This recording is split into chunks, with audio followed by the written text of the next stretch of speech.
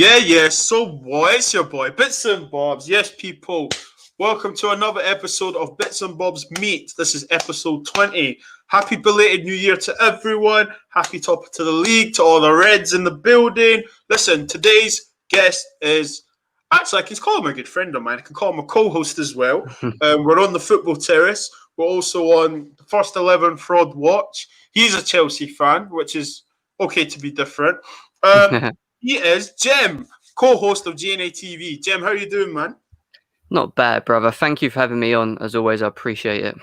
Oh, listen, man. I mean, we've had this conversation a few months ago, and now we're actually putting it into work. Yeah, man, how are you?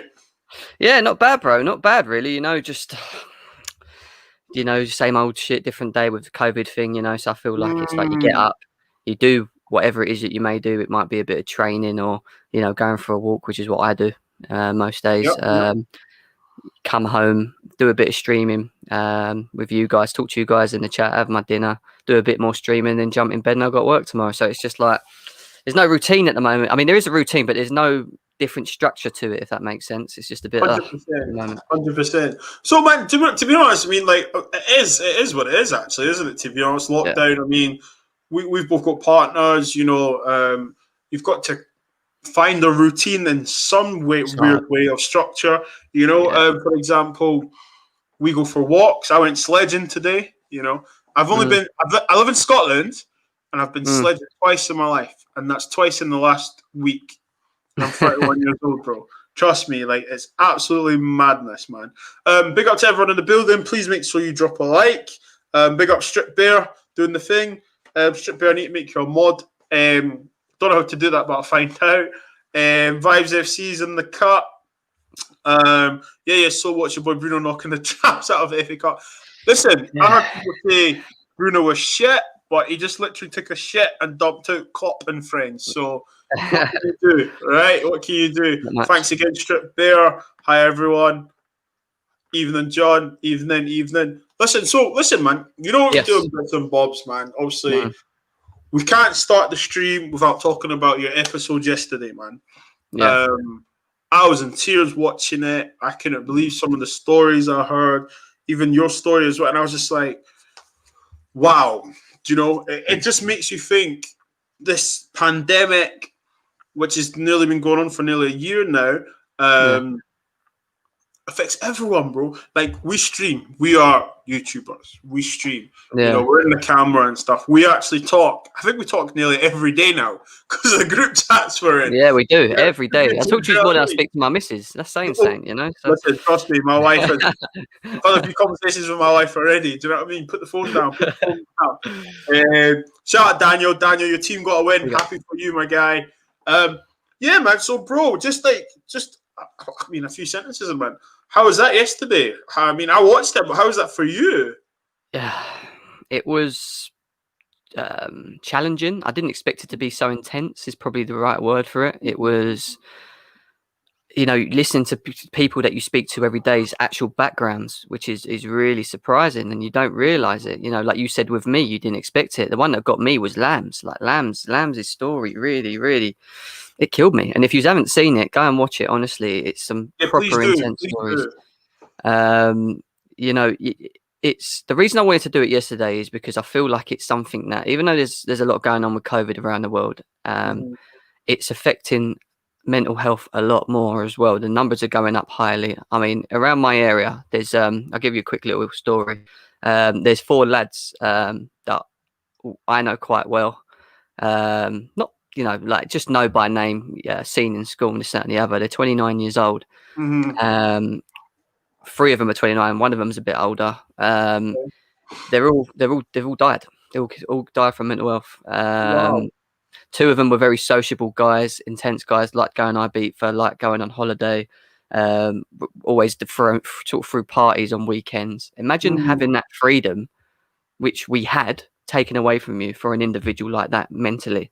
And obviously, it's been nearly a year now since COVID, since we've had this situation, and it's took its toll. And it really touched me. It really caught me, like, hearing these things, because even though I wasn't friends with these guys, it's still knowing, like, the individual, the name. Do you know what I mean? Yeah. It's like it's horrible, and it just really brought a light, and also it's just not that, it's just our community as well, because you don't really understand fully how lonely and vulnerable people actually are, and how much we actually do for people in 100%. you know. And 100%. if I've got a platform and I can use it and I can support that one or two individuals, then for me it's a success. And that was the whole aim of yesterday, just to let people know that they're not alone.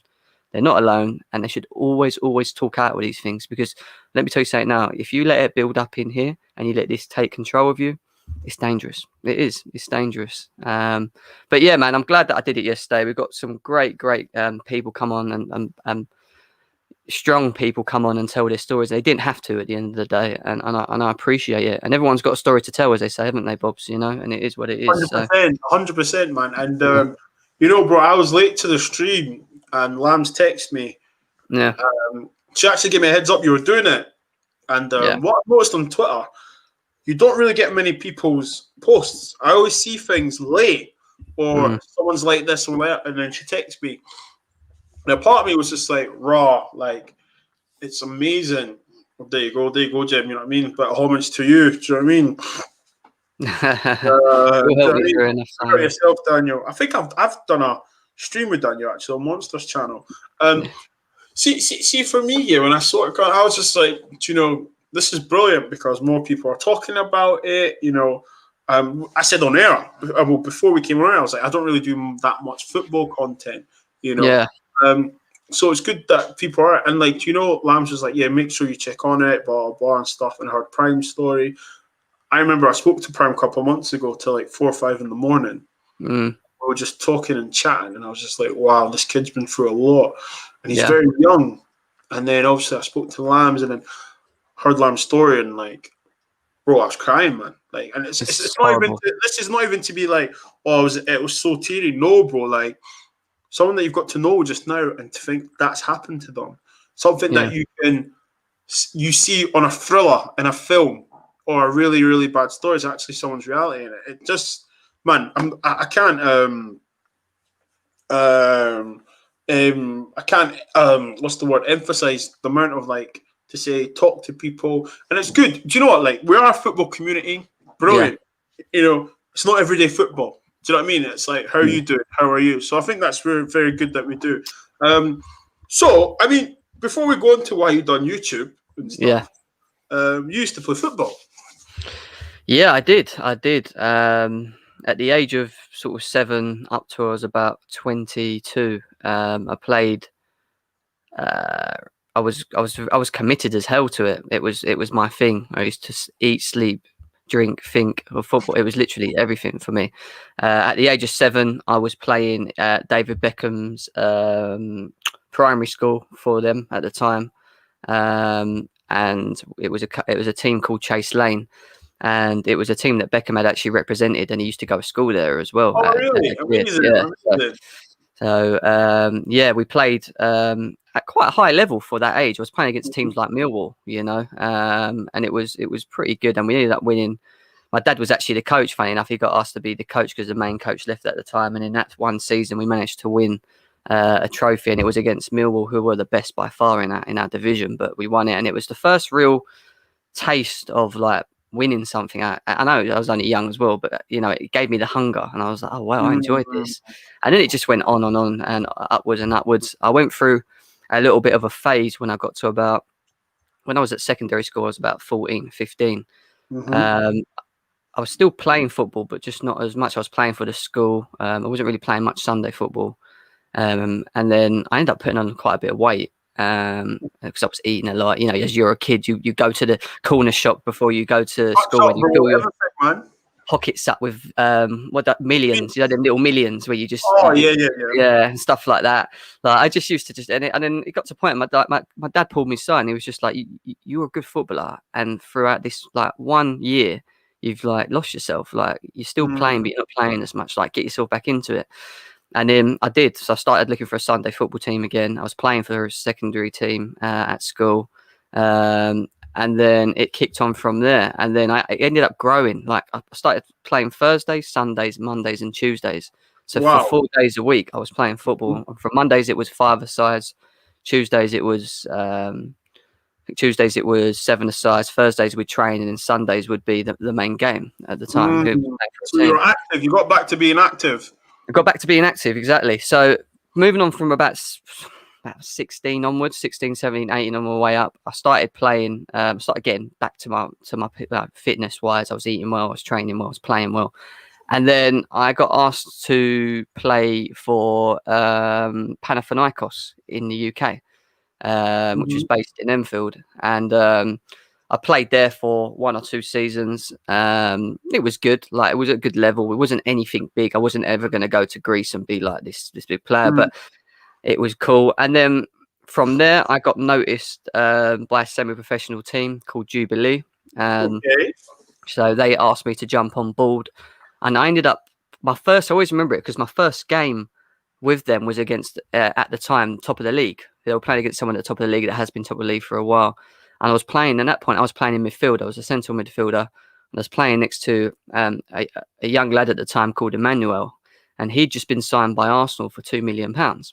Wow. And he, I mean, it was a lot of money. Like, don't get me wrong. And he was there. Do you know what I mean? It was one of his last couple games. Don't get me wrong. I never saw him again. Like, I don't know what happened to him once he got to Arsenal when he was in the reserve or whatever. But we played. I remember playing next to this guy, and you just saw the difference in terms of someone that was a professional, like you could tell was at the top compared to everyone else that was playing on the pitch. Like his understanding, his balance, his vision, and I managed to score on my debut. We was losing 2-0. We got it back to 2-2. I scored one of the goals. I got 1-on-1 with a goalie. I tripped it over him.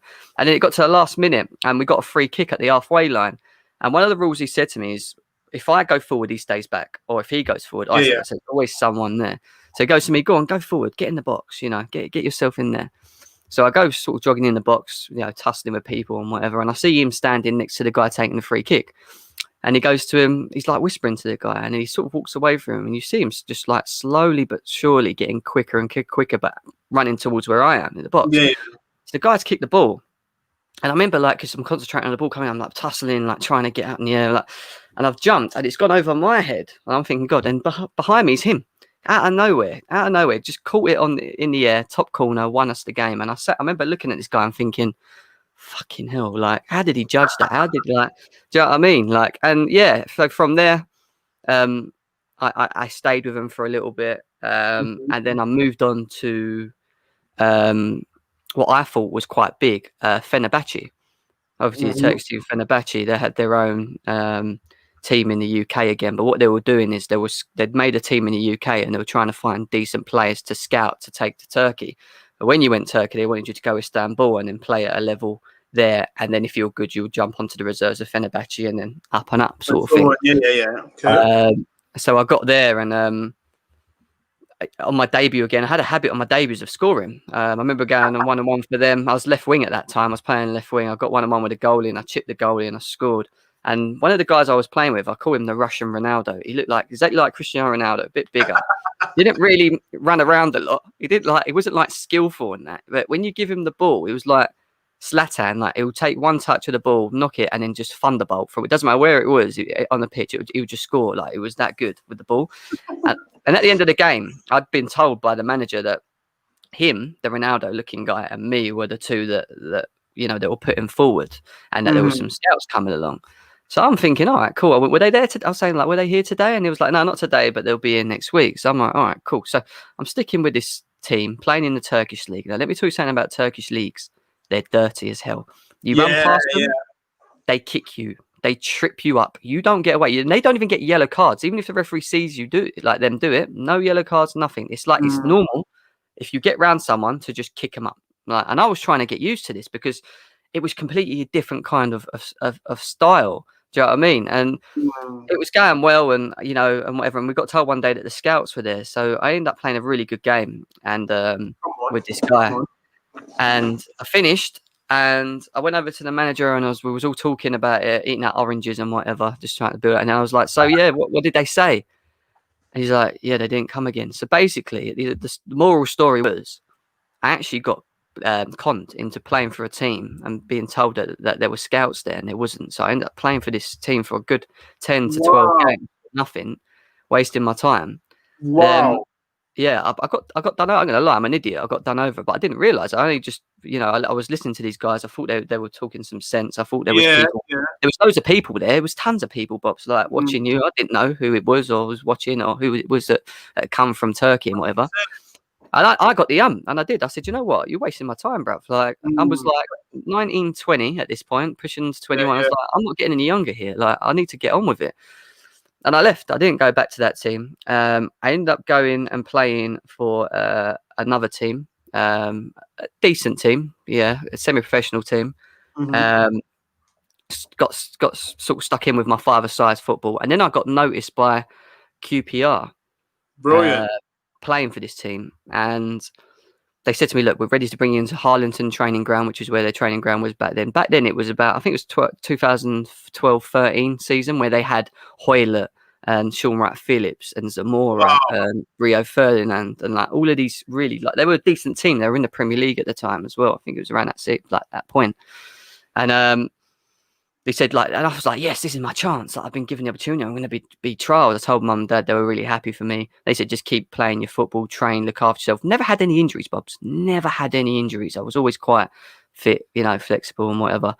And then one day, 2 weeks before the trials, I went and played five-a-side, which I did every Monday. So I've turned up there and I've realised I've left my AstroTurfs at home. I'm like, shit. So I've opened the boot and all I've got is my boots that I play on the grass. But the Vapors, where they've got the rubber bottom. Yeah. So I'm looking and I'm thinking to myself, well, everyone's running around in boots anyway, because it's a 3G pitch anyway. So you could get away with playing with boots at the time. It wasn't like sand or anything like that. So I put them on. I thought, go on, I'll go and play. And I've got the anyway. We're playing throughout the game, and someone's knocked the ball over the top, and I'm running through on one-on-one with the goalie. I'm full pelt, speed, running, and I see my mate to the left of me. So instead of slowing down, I'm running full pelt. I'm kind of like trying to like turn my body to sort of to try and cut back. Yeah, but I've ended up putting too much weight on my right ankle. So I've fucking popped it. So I ended up leaving the ball where it was, and it rolled to the goalie because I couldn't, I didn't even make the pass. And I just screamed, and I was screaming and screaming and screaming. I got up, I hopped all the way back to my car. I left them. I didn't even tell them I was going. I got in the car. I took my sock off my ankle, and it was like that. And then it just went like that in about 5 minutes. But it was massive. I got home. No one was at home. My mum and dad walk in.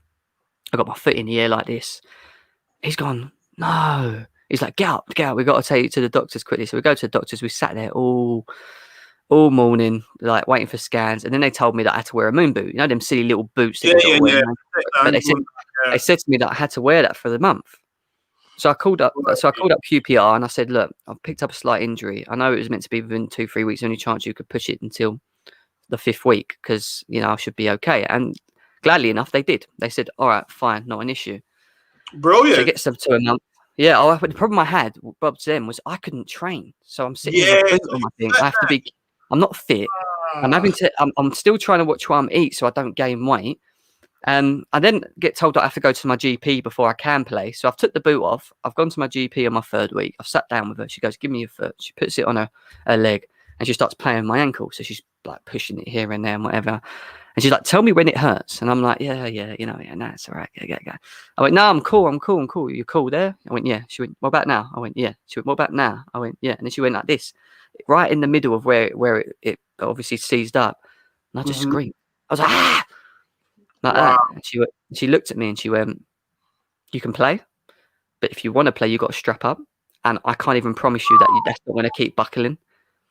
So if I was you, and she went, if you've got trials in about a week's 2 time, it's not going to happen. You're basically, it's done. Like, I can't do anything. You're going to have to, you're going to have to call it. So I had to call QPR, but I went home depressed out as hell. Went home. Obviously. I sent them an email. They said, sorry, but there's only tight schedules with us, blah, blah, blah, blah, which you can understand. They're always looking for the next individual. They're a football club, massive cunt. And since that happened, I stopped playing football. I stopped. I sat at home. I wasn't training. I didn't have any go about me. I was working, but I wasn't even doing that properly. I didn't go gym. I didn't kick a ball for about 1.5 years, 2 years. I've gained loads of weight. I got pretty much fat. I lost myself. That's the truth. It happens. People don't realise. People don't realise that when you don't play football or any sport that you're used to playing, and you don't just lose your fitness, you lose your body shape and your confidence. Everything. It mentally done me here as well, because I've played so long and never ever had an injury, and then at that one point where I needed to it was my time. You know what I mean? I built up to this moment, and that happened. I was done. And my dad one day come up to me, he said, "Look, you put on a load of weight. You all right? You ain't playing football. Let me take you to the gym." And he did. He got me in the gym. Started trying to just train slowly, put me on a treadmill, trying to get a bit more, because I was always an active boy. I went from being one of the most active people you ever know to being the complete opposite. So he was just trying to get me back into that mood. And then I found that the gym was my new thing. So I started doing a bit of muscle work, cardio. And since then up to now, that's all I've been doing. I played a bit of football here and there as well, 5-a-sides, but again, still a bit worried about my ankle. Yeah, it's never the same though, is it? Because in your head, you don't go. You go like 75-80%, don't you? It's horrible. It's horrible. Yeah, mate. I know them ones. And do you know what they say about the ankle? If you don't let it properly heal, it will never ever be the same. You adjust the way you run, or you walk different, or you stand on the ball, you trap the ball completely different. And then sometimes when you do play football again, your ankle's swollen. No, Bobz, I went to Turkey last year with my friend. Bear in mind, I hadn't done my ankle in since that moment. And we was in a bar. We was out having a couple of drinks in Bodrum. And this bar had 2 floors. So I was at the top floor, and then you had to go downstairs to get to the toilet. But all the stairs were slippery. So I've gone to walk down the stairs, and I've gone to walk down the stairs. Flip-flops? No, I had trainers on. Yeah, yeah. I got to the last step, and I done it again, and it cracked. Yeah, wow. And it just swelled. It swelled up like that. While I was on holiday for 2 days, I was walking around on crutches. It's just the same problem, man. It's like I just don't know when it's going to happen. No. Did you have travel insurance? No, and that was the funny thing. A man that's actually in insurance, that's my job as trade, that's what I do, had no blimmin' travel insurance, because I didn't bother blimmin' renewing it like an idiot. So I ended up walking around with this crutch, and then I got to a point I was like, fuck it, I threw the crutch, and I was just like, I want to get on my holiday. And I did. It's funny that, isn't it? When I say fun, I don't mean haha. I mean, it's just interesting, isn't it? That not even in the football sense or the football scenario that it can happen. And that's why with football, sometimes you just have to just be patient. It's tough because as a young boy, you don't have patience, do you know? Do you know what I mean? There's a good question. Were you right or left-footed, Jem? I was left-footed. Oh, really? Okay. I was very skillful. I had a bit of pace about me. I could play through balls. I had a good eye. I could also score goals, and I could. I'm not boasting. I was a good player. I knew I was a good player. I knew I could have got myself to a level. If it weren't, I wasn't expecting Premier League, but even if it was divisions, do you know what I mean? Like conference, championship, whatever, Division 2, I would have been happy as hell. But I know because of where my mind was then, that I could have done. I could have made it. I knew I was in a good position to do it, but it is what it is, bro. And my dream got taken away from me, and it does happen. I'm not the first person to have that happen to me, So it is what it is. Unfortunately, that sentence you said there, you're not. I mean, there's hundreds and hundreds of boys that happens to, and it's one door closes, one opens. Do you know what I mean? That's the way you see it, and that's why when you do see these Premier League players, and you do see them drink driving or doing nonsense and stuff. Yeah. You kind of understand why some people do get angry at them, because it's like, you are lucky and fortunate. Yes, you've worked hard. You've been scouted. And, you've worked really, really hard and so on. You're still in a very fortunate position to be paid millions to kick a ball, And people like me and yourself that would know what it's like to go home, rest, not go out with your mates late at night because you've got a game in the morning. Yeah. Do you know what I mean? Yeah. Thanks very much, Doug. 3-2, mate. Unlucky. 4th time you couldn't get through this round of the FA Cup final, but we moved, mate. What can you do? The gas never stops, as they say, hey? The gas never stops. So obviously you said Turkey, right? And obviously when I first met you, I knew where your name's from. So for the people that are watching, the people that do watch this back, where are you from? So my dad is. Hey. And don't say Essex. No. I mean, I've got the Essex voice. I was born in Essex. Don't get me wrong. In my family, I'm the only one that was actually born in Essex. The rest of my family were all born in London, Whips Cross. So, yeah, I could actually claim that I am an Essex boy in many ways because I was born in Barking. So, yeah, it is what it is. But no, my dad's Cypriot. So Turkish Cypriot. So we're from the north side of Cyprus. That's where obviously his mum and dad are from. My mum's a typical London lady. She's born and bred in Canning Town.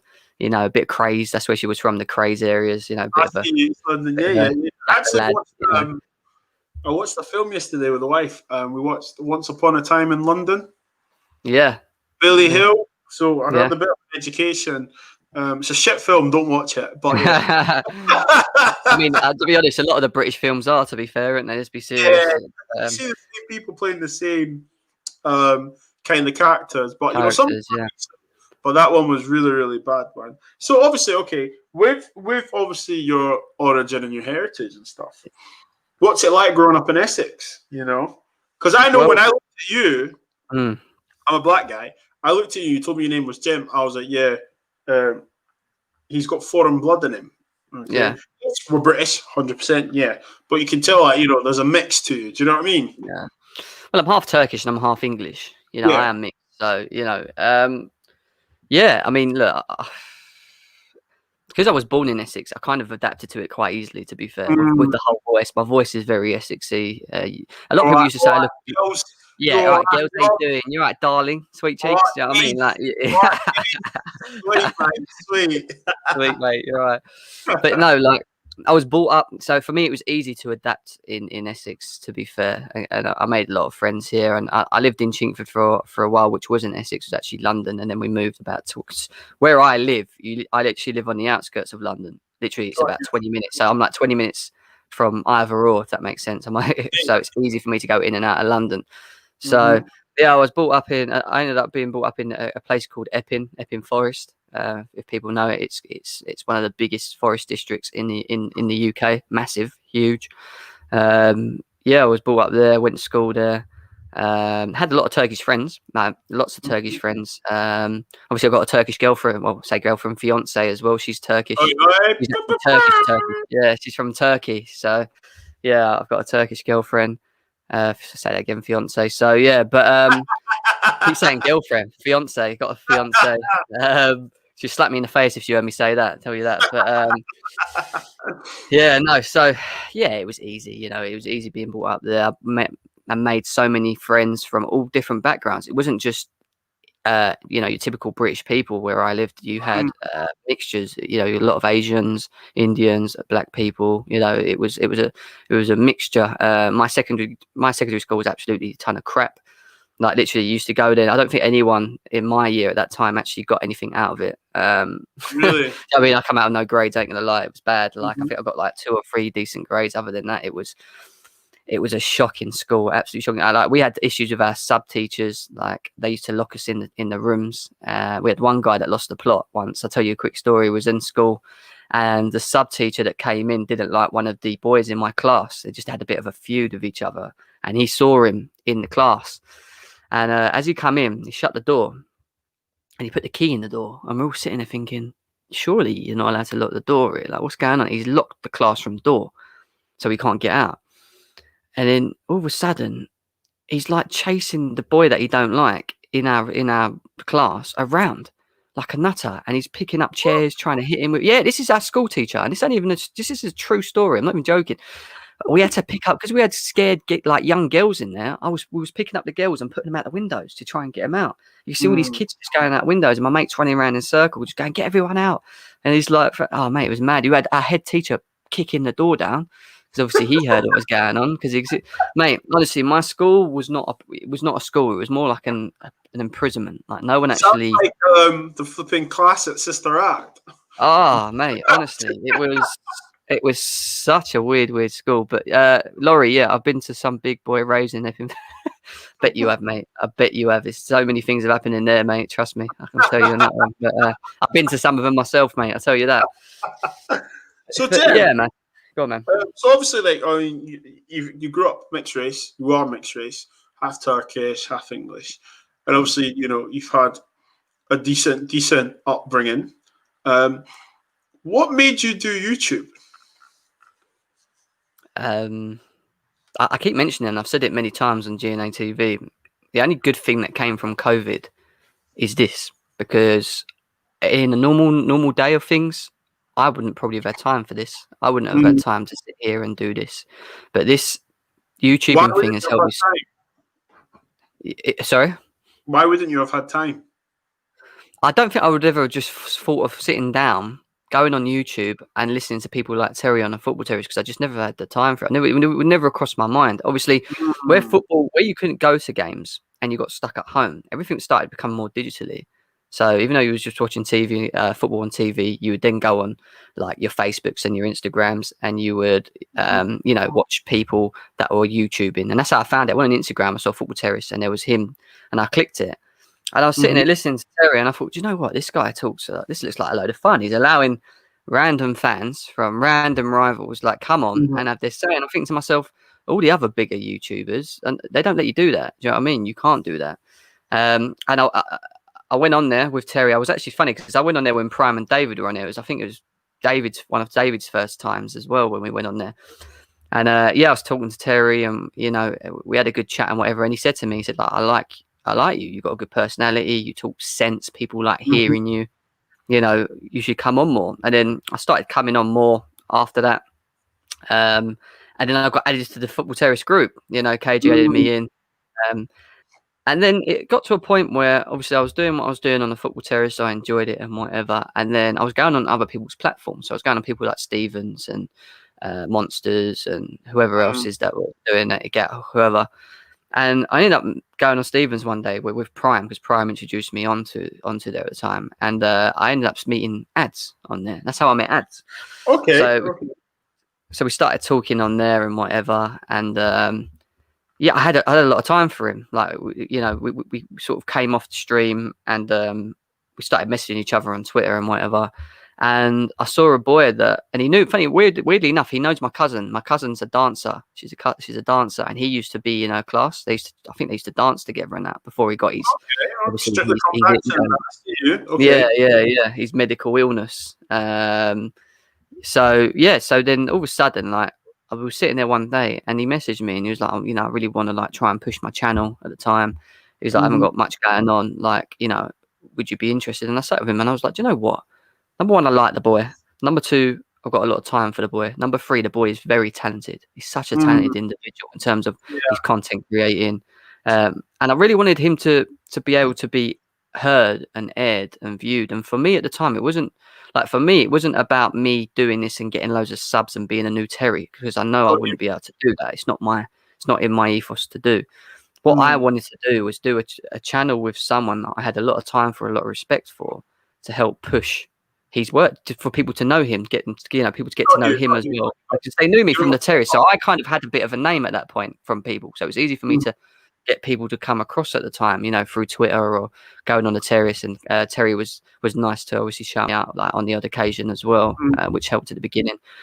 And it grew from there. And, since that, we haven't really looked back. We're still growing quite steadily. I know it's not a massive thing that we're doing there. We do things that we believe is the right thing to do in terms of content making. Like what you do, Bobz, like yours is not football related. You chose to sit here and take us on personally and get to understand us and tackle mental health, which I salute you to. Massive shout out to you.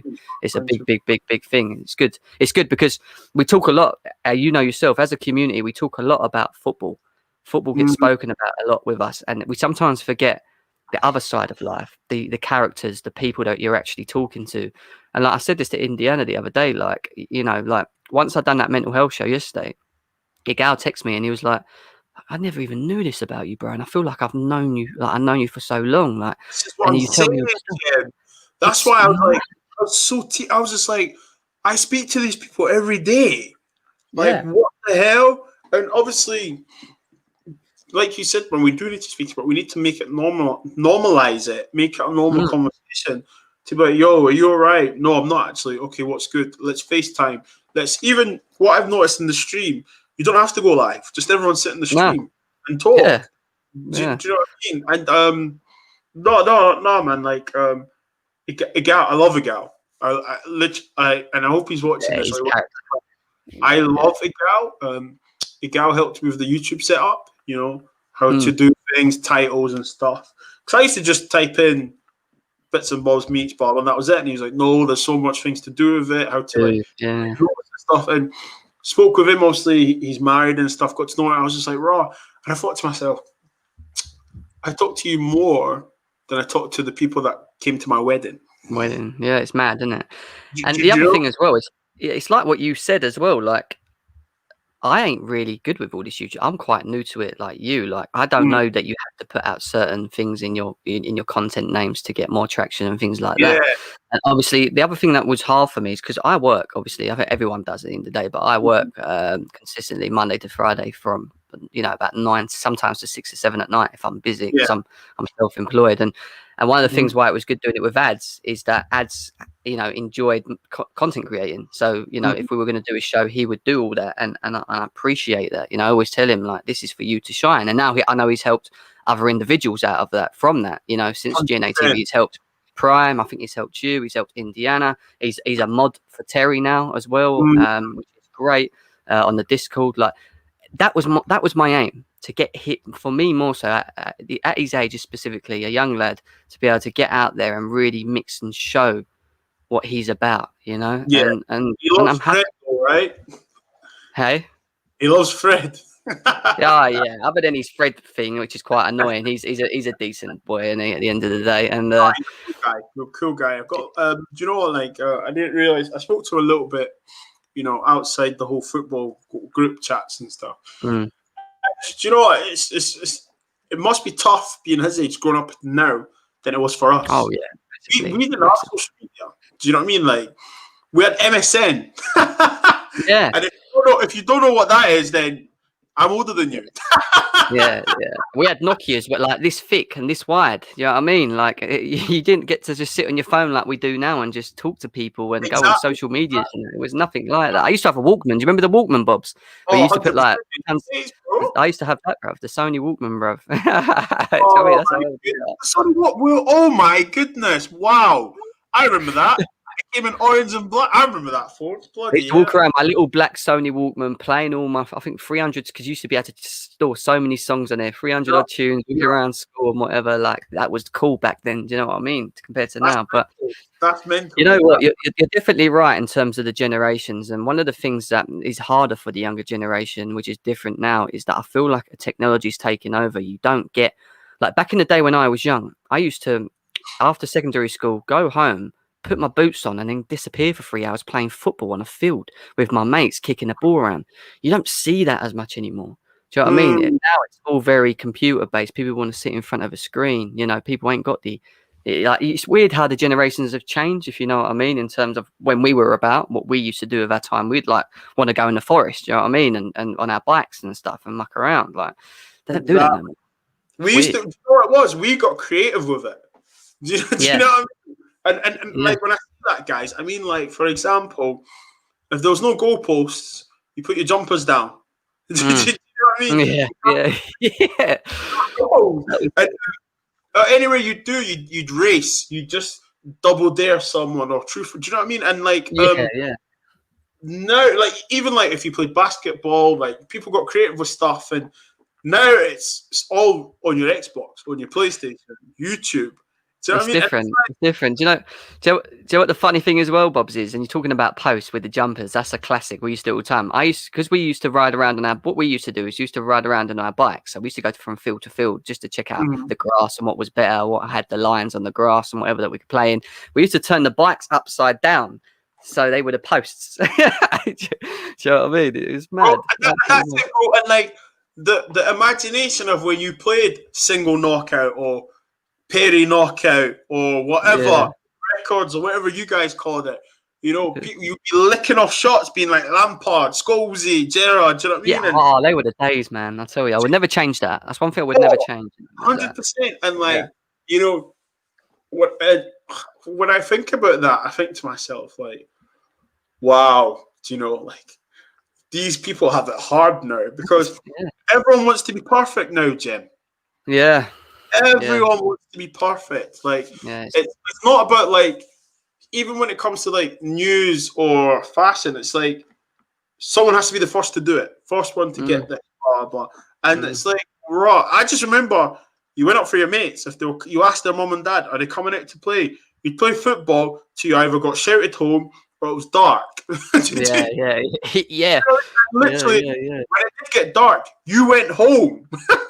Yeah, the amount of times I got a slipper up the arse for arriving into an hour later when I was meant to be. And I used to be, I've just been playing football, mum. It was 2020, but it was the last goal, you know, and we were fighting. You know what I mean? It's mad. Like, oh, mate, like, just talk about that now. It just makes me laugh, mate, and think, wow. And there was no pressure, bro. There was no people worrying about being the best looking or the best football.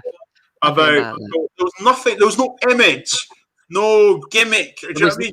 There was no like, you know, you've got these comparisons now. Like, you look at the Kardashians, and now a lot of women want to look like them. Like, you didn't have that back then. It wasn't like you had to be that person or look like that person. It's just it's changed massively, mate, massively. 100%. And like when you say about ads and stuff, that's what I'm thinking. I'm just like, wow, like I wouldn't swap my generation for this generation because you know I've went from being Bobz the lad to being Bobz the dad, and it's like, I feel like I'm done. You know what I mean? Like I look forward to obviously listening to you guys on YouTube, and it's like I sit at home, watch Netflix with my wife, or watch a film. Well, I'm nearly there. Well, you're nearly there, bro. I'm engaged. I mean, we're looking to get married. Which I haven't told anyone. Actually, it's the first time I'm going to say actually on air. But we're looking to get married. Nice one. Yeah. We're looking to get married in August. So the registry and whatever. It just depends with the whole COVID thing as well. We've got a house being built at the moment that we're waiting to move in together. At the moment, we're having to sort of live off families at the moment till it's built and stuff. So there's a lot going on in the background. But this year's a big year for us, and that's why, work's so busy at the moment as well. Because we're trying to make the money. Can't make the money, you know. If money doesn't make itself, mate. And listen, salute to you and congrats, man. Because what I will say to anyone that's getting married and stuff is just that it is like I'm quite close with Bitz now and Benji, Pastor Benji, and talking about like describe your partner and stuff, and I said my best friend, because she is like my wife's my best friend, and you argue, you fight, but I tell you what, I would not change her for nothing, bro. And I'm sure you're the same because you're about to, you know. She's a star. I struggled. I mean, before I had a bit of a crazy, nutty girlfriend. 3 years, made me feel ill. Never brought the best out of me. Wasn't working. It was just not a good relationship. And then before that, I was just a single Pringle. Done everything. Went Vegas. Went all of these holidays, Magaluf, you name it. Iron Napa. I had fun. I don't look back and regret anything in my life because I feel like I've done most of it. And the only thing I haven't done is what I'm doing now. And this is why I'm so excited, if that makes sense, because I'm doing something that, getting my own house, potentially, we're getting married, maybe have a kid very soon as well, once that's all done. Like, I look forward to it all, man. I do. You're definitely looking forward to it. Bro. It's called elevation. Just turned 30 as well, so, it needs to be happening soon. Welcome to the club, brother. It's elevation, bro. And, you like to see it, and that's what my next subject is going to be about. The next subject is about like elevation, seeing people do well. Social media trolling. Okay, what's your thoughts on that? Because we see a lot of trolling. Tomorrow I'm gonna touch on it in the wrap up tomorrow as well. But I thought I'd ask you a question. What's your thoughts on it? Because like, I'm not even talking about the female YouTubers. I'm talking about all. Because, we're in the same group chat. We saw that guy do that racial video regarding about Priti Patel. Yeah, I saw that. Yeah. And it wasn't even just that. He said other things as well, which were disgusting. Exactly. It's not even worth repeating. And it's like, you see that, and I think, wow, people have the confidence to record themselves on an app to do that, not thinking it was going to get clipped. Then you see what people actually type on Twitter and stuff. I mean, have you ever been a victim of social media trolling? And what's your thoughts on it? Never, I've never had. I mean, on GNA TV, we get a couple trolls here and there, but for me personally, I just block them. Like, silly things like they'll say stuff like, "Where's ads? Why is he not in here?" It's like, like you're the one that runs the show, he doesn't. Like, you're out of order, like stuff like that. And if they're just random names of people, with these weird accounts, so I just troll. So I just ignore them, block them out. For me, with trolls, the best way to get away from them is to just either ignore them or just don't acknowledge them, especially if you're live. If it's something like what we saw the other day where they're actually targeting you or targeting an individual, then I'm sorry, you've got to call it out. Like, there's certain things, there's certain boundaries, and for me, people like that should be punished. They should be punished. 100%. And it was absolutely disgusting. And the bad thing about it all, Bobz, and I always say it to people, it's getting to the point where you can't control it. You can't stop people from saying what they want to say. And it's getting to the point now where people are starting to do it even more so. For whatever reasons, I don't know why. Whether it's because the country's not being run well, or they just don't like a certain colour of skin. It's becoming more and more common, and it's getting quite scary that people can actually sit in front of a video and literally racialize an individual or individuals without actually knowing or understanding their backgrounds, what they've been through, and whatever, because of the colour of their skin. And it needs to be called out.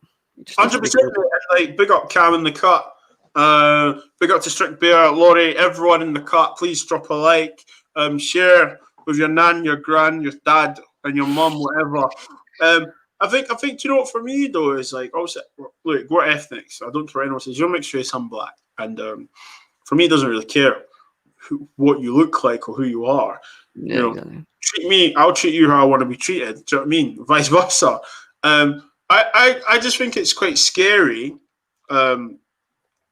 How it's not resurrected the racism and stuff or the trolling. No. It's just been recorded a lot more, And I think to myself, like, people are reading that, and I'm thinking, for your mental health or for your well-being, you're reading this, that people are actually typing this, and it is people that type this are people that are living in your basement, claim to be the ideal citizen, blah blah, Hail Britannia, yada yada, ratata, and it's like, you've probably got a family. Do you know you've got that? You probably have friends. You probably have friends that are that colour or saying, you know what I mean? Like, it doesn't make no sense. Like, for example, that guy supports Sheffield United. One of their big strikers they've just bought a black player for 25 million. Yeah. It's scary. It's scary, but it's not. I know we talk about racism a lot, and I do not condone it whatsoever. But it's also feminism as well, which is another thing that happens a lot as well. Women get targeted. I mean, I've seen it. It's disgusting. Some of the things I see on Twitter really riles me up when it comes to women as well, and some of the things they're saying to them without actually understanding that individual, or even knowing if that individual may have even been through a situation like that. And I think you know what I'm talking about in many ways. You know what I mean? Is absolutely disgusting. And do you know what the bad thing about it is? These individuals, they will make an account, they'll remove the account, and they'll just go and create another, and then they'll just keep doing it and doing it and doing it.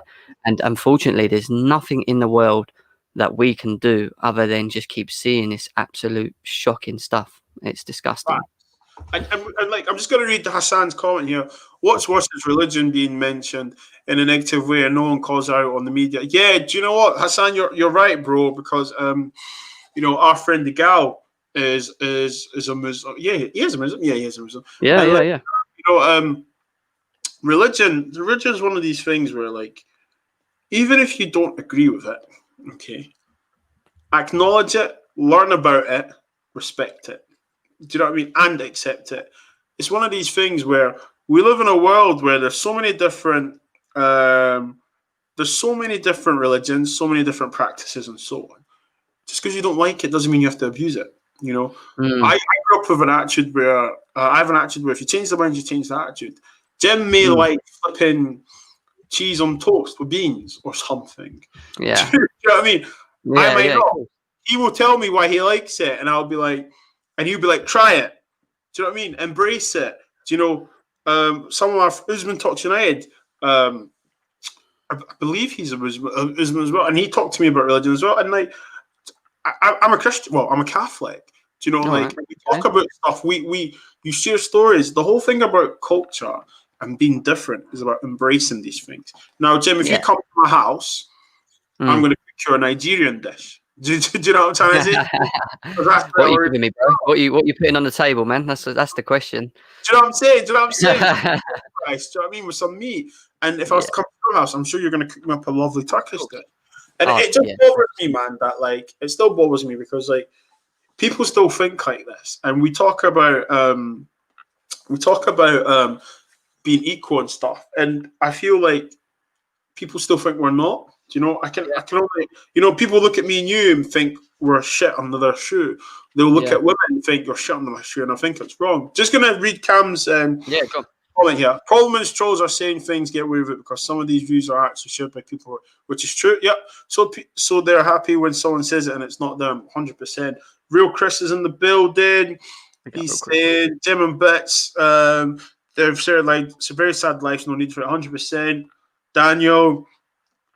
Everyone should be treated equally. We don't feel racism should never be allowed. Unfortunately, you're all right. You're all right. It doesn't happen though, bro. A minority that think different. A girl got a song sung about on People Tune. I can't remember his name. Yes, actually. Do you know what? Actually, do you know what? Got a song sung about him. That guy, the rapper. The guy. Yeah. I know he's talking about. Yeah. Do you know what?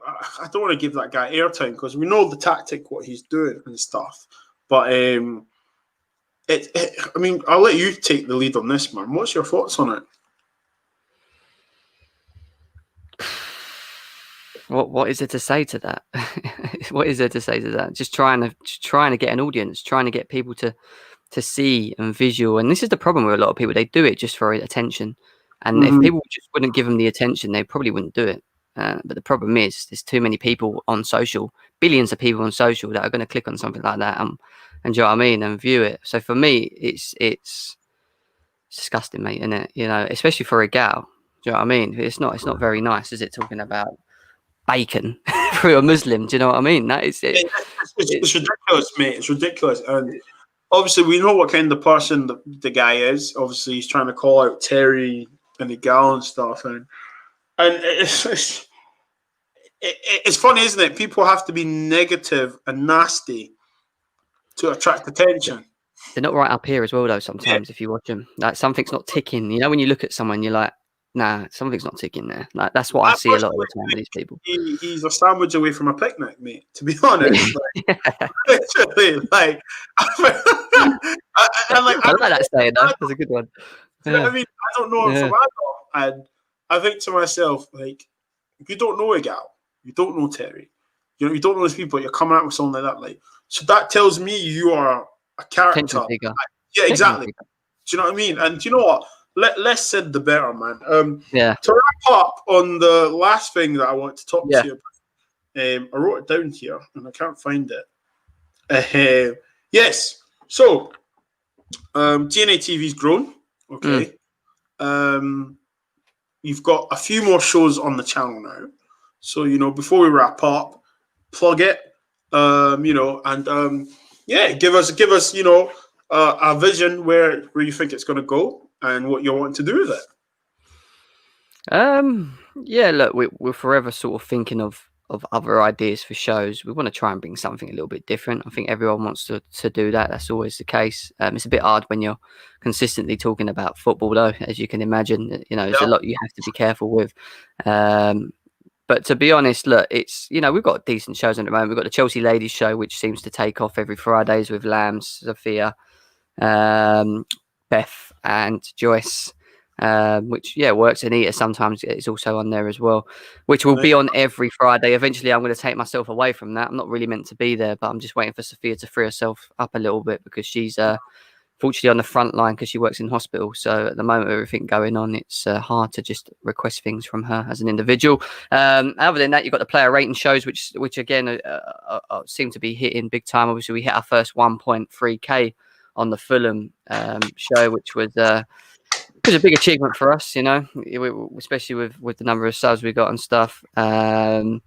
And yeah, Ads is looking hard to try and do a bit more on the Man United side, which I want to try and help him with, because at the moment we feel like it's a bit outweighed with the viewers because they've been being Chelsea. We have got a mixture in there, but you get a lot of Chelsea involved and whatever. And yeah, we big things to come from us, really are. There's a couple of new things that we're looking to do with, which will involve Sophia, because she actually supports Borussia Dortmund as well. So she's got a connection. Yeah, I saw that actually. I thought she's also got a big following in Germany, which we want to try and attract across to the show as well. So we're thinking of doing something that relates to that and gets them involved more as well. So look out for that. But yeah, just comment. I got Bitz and Bobz enjoyed your Manscaped tutorial video on OnlyFans. Really? You know what? This guy, it was on GNA TV earlier. Bob said the same thing to me. Big up, Jem. Enjoyed your Manscaped tutorial video on OnlyFans. He said the exactly same thing to me. Velvish one. Madness. Well, thanks for the view. Hope you smashed the like, and thanks for your support, mate. I like the one that Chris just said here, Jem.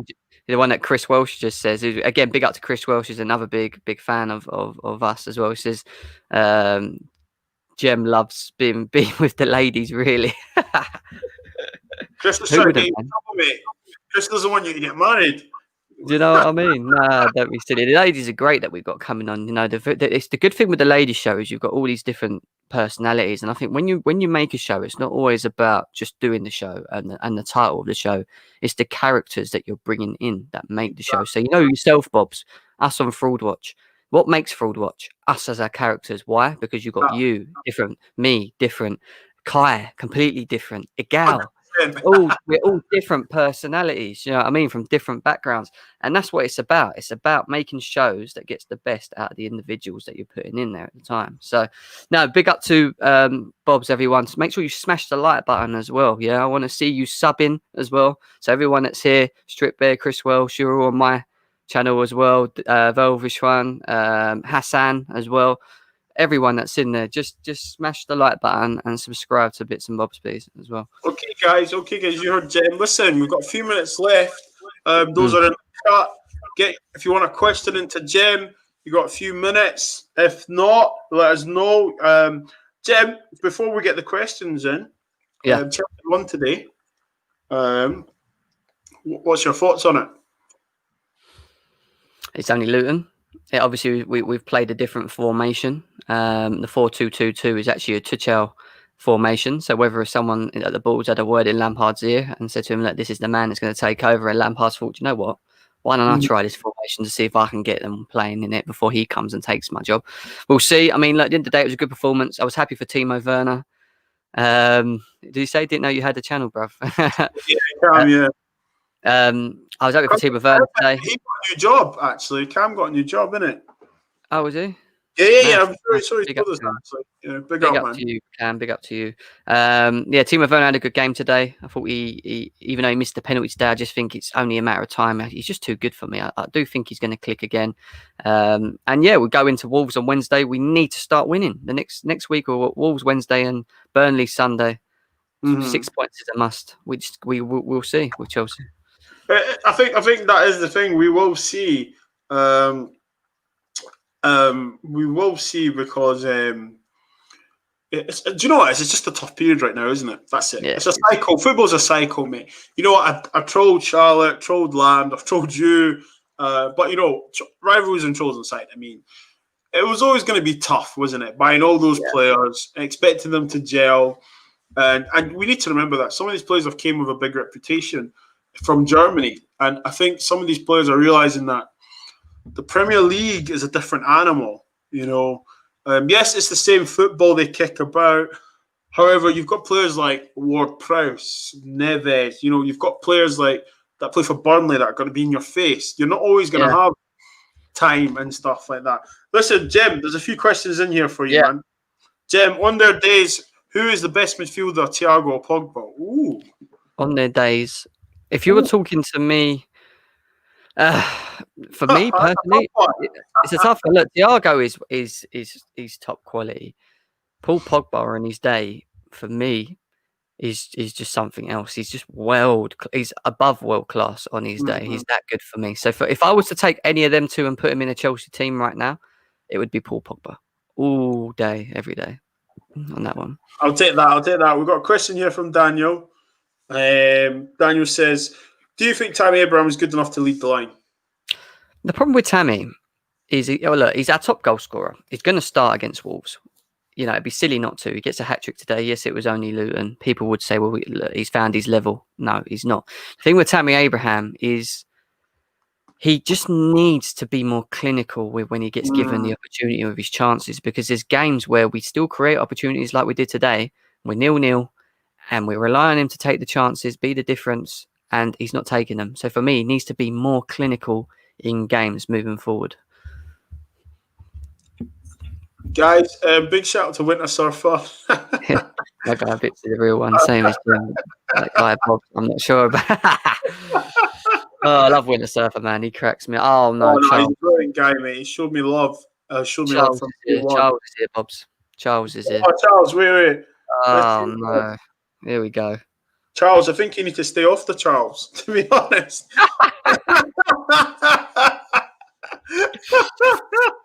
Tottenham with the quadruple season. Don't get too rattled. Are Tottenham even in for trophy? Like, are they? They're in the final of the Carabao against Man City. Are they still in the FA Cup? They are in the FA Cup, aren't they? Still, they're not winning the Premier League, so forget that. I don't know why you think you're going to get out, and you're not winning the Europa League. You might get quite far, but I don't see you winning the Europa League, mate. So it's a bit of a tough up. Exactly. You know what I mean? Right, last question, guys. Chris Welsh with the last question. Yeah. There you go. It says, what do you think Chelsea's best midfielders right now? I think a lot of people moan about Mason Mount, but I think Mason Mount at the moment's important for me. I think he needs to be in the team. If we're talking about right now, he's for me, he's the performer. I thought Billy Gilmour's stepped up as well. Billy Gilmour, I think another great player. Bobz will know very well how talented Billy Gilmour is. What do you think of Billy Gilmour as a player? I've not asked you this question, bro. I think at Rangers, when you left Rangers, bro, a lot of the fan base were very disappointed. They were gutted because they thought he was gonna go and dominate the SPL. Obviously Rangers are doing not bad right now. They're 20 points clear. However, listen, Chelsea comes calling. It's a no-brainer. Take your family to London. Do you know what I mean? It's a no-brainer.